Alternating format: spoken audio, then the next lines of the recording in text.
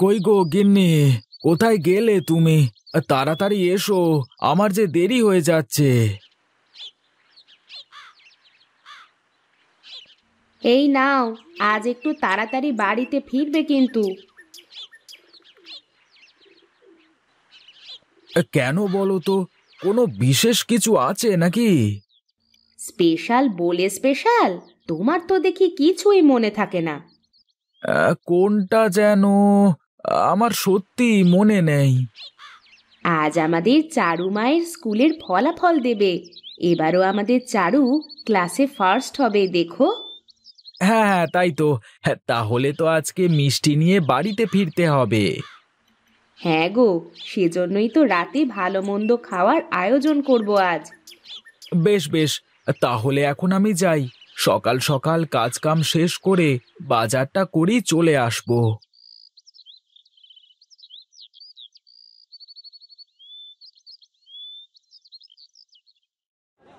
জলদি জলদি হাত চালাও সবাই।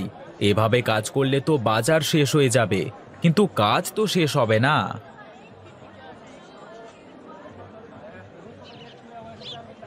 আরে গোপাল, আরে এসো এসো, আমি তো তোমার জন্যই অপেক্ষা করছিলাম।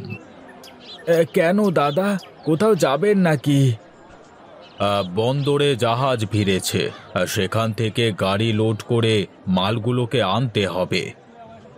আপনি কষ্ট করে কেন যাবেন? আমাকে বলতে পারতেন, আমি চলে যেতাম। আরে না না, আমার একটু কাজ আছে। নতুন পার্টির সাথে ব্যবসা করতে হচ্ছে তো, তাই একটু সাবধানে কাজ করতে হবে। তুমি ক্যাশে এসে বসো।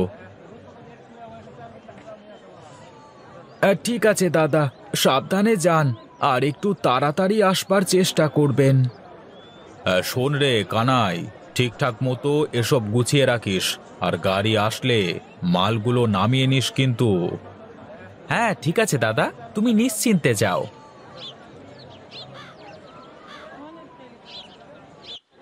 যার ঘোড়া তার ঘোড়া নয়, চেরাগদারের ঘোড়া। এমন ভাবে বসে আছে মনে হচ্ছে ওই মালিক আর আমি কর্মচারী। একবার দাদাকে বলে ব্যবসাটা ভাগ করে নিতে পারলে তখন তোকে বোঝাবো।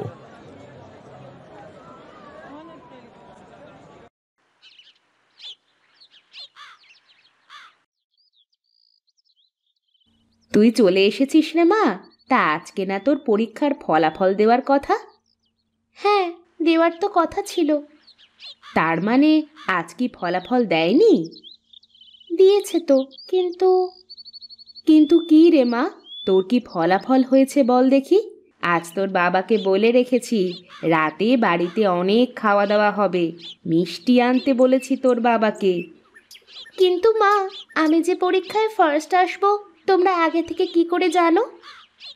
ও মা, তুই আমার মা নাকি আমি তোর মা, কোনটা? কেন, তুমি আমার মা আর আমি তোমার লক্ষ্মী মেয়ে। এই দেখো মা, সবার থেকে বেশি মার্কস পেয়েছি, এজন্য স্কুল থেকে এই পুরস্কার দিয়েছে। বেশ বেশ, এবার বই খাতাগুলো নিয়ে ঘরে যা মা, আমি পিঠাগুলো বানিয়ে নিই। আজ তো অনেক কাজ আমার।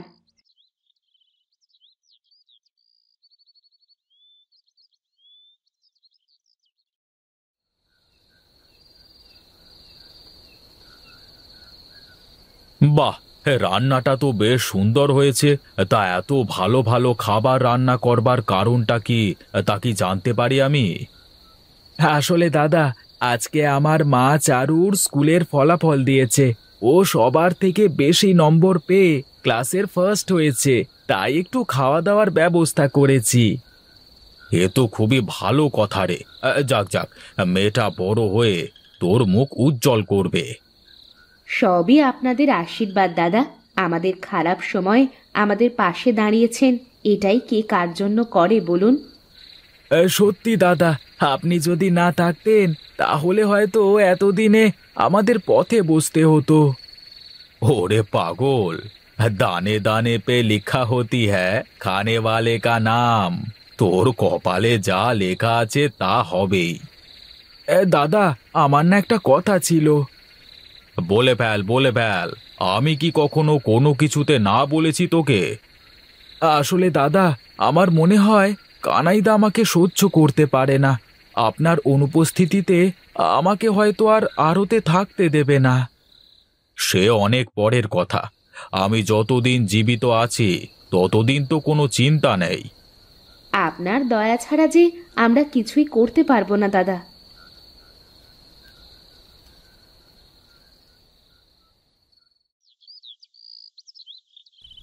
কিরে, তুই এখানে কেন এসেছিস?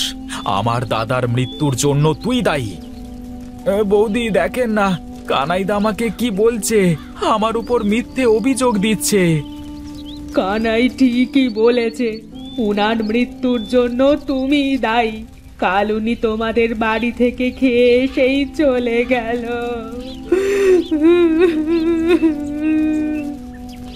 আমাকে বিশ্বাস করেন বৌদি, আমার কোনো দোষ নেই, আমি কিছুই জানি না। আজ থেকে তোমার আড়তে যাওয়া বন্ধ। আর কোনো দিন তোমার ওই মুখ নিয়ে আমাদের সামনে আসবে না।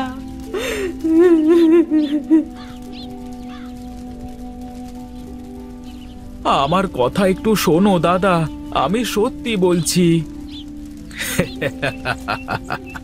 আমি সব জানি রে পাগল, আমি জানি তুই কিছু করিসনি, তাও তুই অপরাধী। এখন যা, আমার চোখের সামনে থেকে চলে যা, আর কোনো দিন যেন তোর ছায়া আমাদের উপর না পড়ে।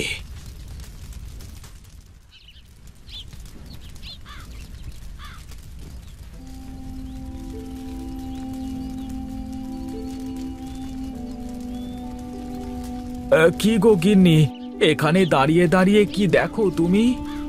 দেখছিলাম লাউ গাছগুলোতে কি লাউ ধরবে, নাকি ঘরের চালের ভাত আর এই শাকসবজি খেয়েই তো এখন দিন কাটাতে হবে। কি থেকে যে কি হয়ে গেল।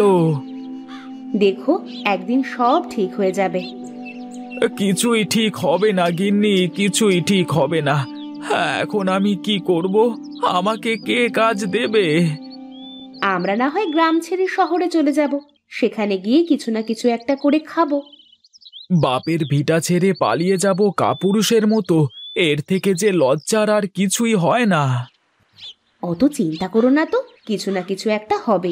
চলো এখন ঘরে চলো তো দেখি।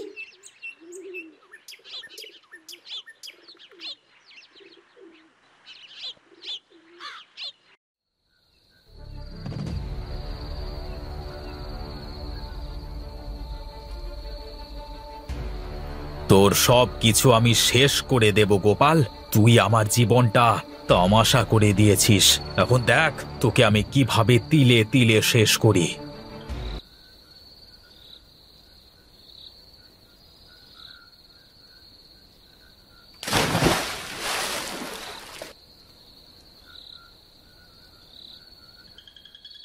নে, এবার দেখি কে তোকে সাহায্য করে। যেভাবে আমি দাদাকে মেরে তোর উপর দোষ চাপিয়ে দিয়েছি, সেভাবেই তোকে আমি এই গ্রাম ছাড়া করব।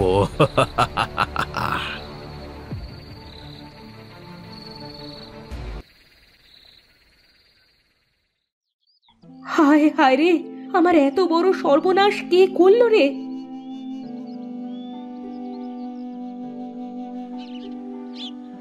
কি হয়েছে গিন্নি, তুমি এভাবে কাঁদো কেন? দেখো, আমাদের লাউ গাছটা কে যেন চুরি করে কেটে নিয়ে গেছে।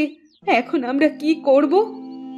কি আর করব, কেউ আমাদের সাথে শত্রুতা করে এসব করছে। চলো ওদিকটায় গিয়ে একটু দেখি, আশেপাশে কোথাও গাছপালাগুলো ফেলে রেখে গেছে নাকি।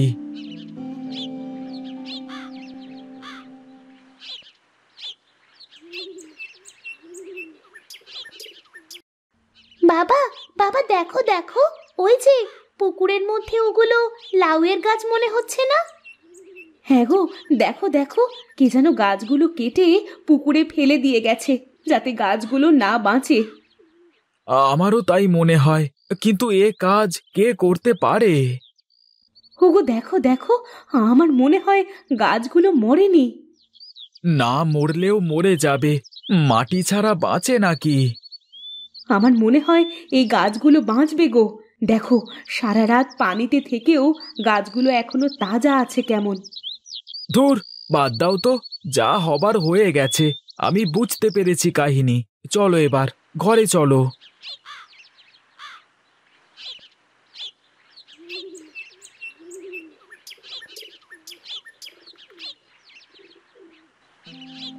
কি গো, মন খারাপ করে বসে আছো কেন?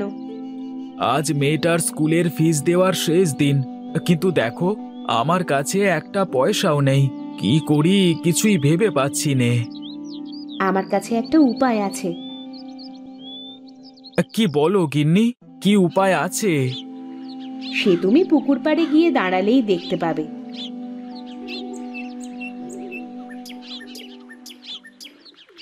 এ কি, আমার যে বিশ্বাসই হচ্ছে না। পানিতে কি করে লাউ গাছ বাঁচে আর লাউ ধরে? হ্যাঁ, সবই সম্ভব। এবার তুমি লাউগুলো কেটে বাজারে বিক্রি করে মেয়েটার স্কুলের ফিস দিয়ে আসো। হ্যাঁ গিন্নি, হ্যাঁ আমি যাব। আমার মেয়েকে যে মানুষের মতো মানুষ করতে হবে, তা না হলে যে দাদাবাবুর আত্মা শান্তি পাবে না। নাও, এখন আর দেরি করো না, তাড়াতাড়ি লাউগুলো কেটে বাজারে নিয়ে যাও।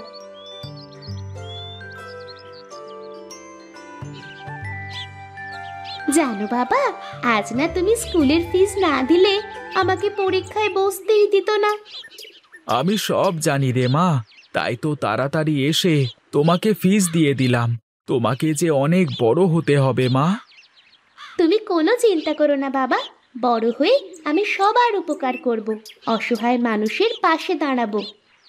হ্যাঁ রে মা, চল চল এবার বাড়িতে যাই। তোর মা আমাদের জন্য অপেক্ষা করে আছে।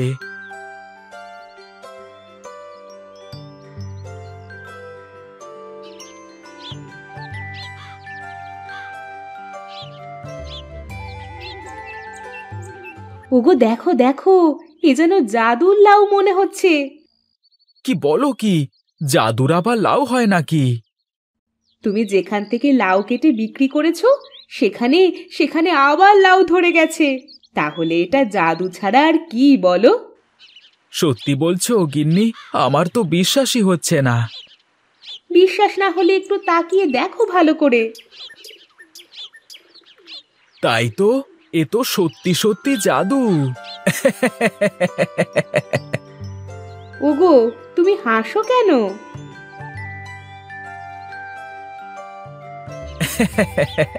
হাসি এই জন্যই যে আমাদের আর কেউ কোনো ক্ষতি করতে পারবে না গিন্নি। আমাদের সাথে দাদার আশীর্বাদ আছে। উনি সব সময় আমাদের সাথে আছেন।